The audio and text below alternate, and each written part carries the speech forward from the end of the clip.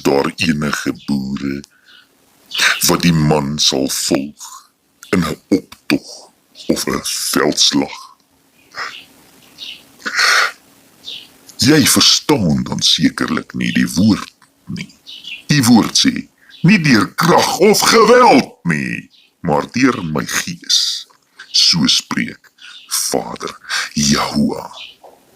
En wanneer die volk eendrag gaan verstaan, dan gaan Vader se gees eendragtig op die boervolk uitgestort word. En die boervolk gaan soos een man die vyand oorwin.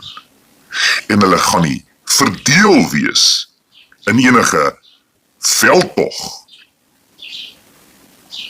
of optog of kerk nie.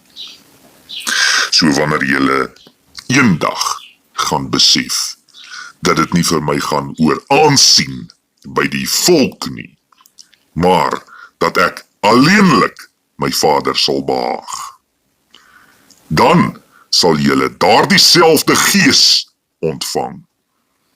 En wanneer ons daardie selfde eenheidsgees het, dan gaan alles verander.